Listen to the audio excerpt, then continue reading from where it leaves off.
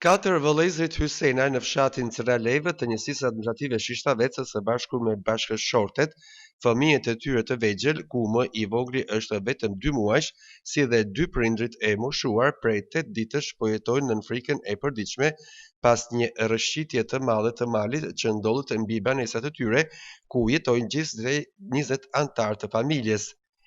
Sipas njërit prej vëllezërve, Kreshnikë Hysenaj, situata lidhet me tubacionin e një hidrocentrali të ndërtuar në zonë në vitin 2015.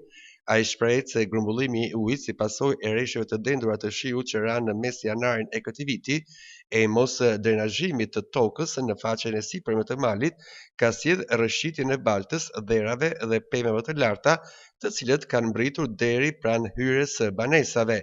Rrëshqitja vijon të jetë aktive duke mbajtur zonën në një pasiguri të vazhdueshme, ku tani në zor ka nisur edhe rreshtet e borës. Tu ka ndodhur një rrëshqitje shumë e madhe dhe ka përfshirë poshtë deri te shtëpia jon, që ndodhet pak metra më poshtë.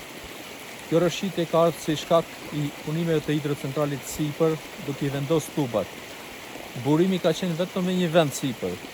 Ato, kur e kanë kalu tubat, nuk i kanë drenazhu ujin që ta sjellin vetëm në një vend përsëri dhe kjo ka ndodhur shkak i hapjes së këtij burimi është përndar, edhe ka ndodhur poshtë.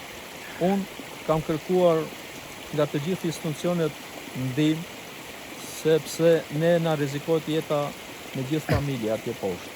4 familjeve ju është bllokuar jo vetëm rruga që të çon drejt banesave të tyre, por edhe aksi kryesor malor, tepër i vështirë për çarkullimin e mjeteve që lidh Borjen dhe Crnaleven me qytetin e Kukësit.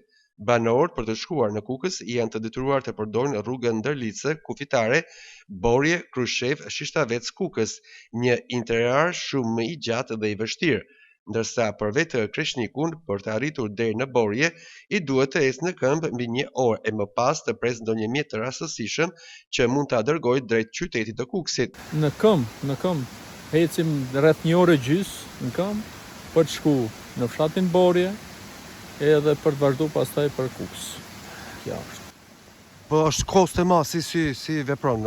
Me makinë personale shkoni apo qysh? Jo, makina personale janë bllokuar në obor. Makinat janë bllokuar, nuk lëvizin as 2 metra. Janë bllokuar.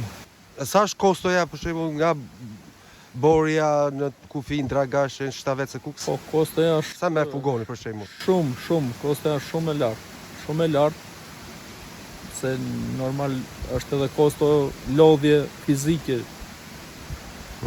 Është lodhje mendore, fizike gjitha. E çfarë ushqime është ke marrë atje? Ushqimet bazë për fëmijët që atu vjen. Duan fëmijët të hanë e pinë. Kështu baza ushqimore për kafshët keni? Jo, janë marru edhe ato. Janë marru. Po ç'a bëjmë? Në krah nuk bien ato. Nuk bien në krah. Do të thonë është vështirësu jeta këto ditë. Shumë. Vërtet. Deri më tani, sipas kryetarit të DG SPD-s së Kukës, Raman Demaj, i cili ishte në terren për të parë nga afër situatën, nuk ka pasur asnjë ndërhyrje konkrete për stabilizimin e terrenit apo për zhvendosjen e familjeve në një zonë më të sigurt. Unë jam telefonuar nga banori i kësaj zone, pra i fshatit Crnalev, banori i cili rrezikohet pra me familjen e tij poshtë këtij segmenti i cili ka rrëshqit, është zoti Kreshnik Hysenaj. Më ka telefonuar para 2-3 ditësh, i cili pasi nuk ka gjetur asnjë derë te pushteti vendor, tek pushteti qendror, e ka pasur arsyeshme që të bëjë të drejtohet kryetarit të opozitës që të paktën të vinë të ngrenë zërin të bëjnë një denoncim në lidhje me këtë rast emergjent. Unë jam nisur nga krahu tjetër, nga rruga nga Shishtaveci, po prej Borës për arsye se është rruga e bllokuar, nuk kem dal dot. Prandaj kemi ardhur nga Kosova, nga pjesa e Kosovës, kemi ardhur dhe gjendemi këtu. Situata në cilën ndodhen është shumë alarmante. Mirë, po kjo rrëshqitje e madhe dhe rrezikon seriozisht jetën e këtyre 4 familjeve që jetojnë disa metra më poshtë. Kërkohet ndërhyrje urgjente nga emergjenca civile, nga prefektura, nga bashkia, ndërhyrje e menjëhershme për banorët dhe për marrjen e masave nëse nuk janë gjendje të marrin masa për shembjen, marrin masa për lëvizjen e evakuimin e këtyre banorëve, të cilët në rast fatkeqësie që mos ndodh kurrë, ato marrin përgjegjësi, ja them sot publikisht që ta dihet secili prej atyre përgjegjësinë vet që ka për pozicionet dhe për detyrat që marrin secili. Ndërsa ditët kalojnë, familja Hysene vazhdon të jetojë mes frikës, pasigurisë, me syt nga mali që çdo ditë duket se afrohet gjithnjë më shumë drejt shtëpive të tyre.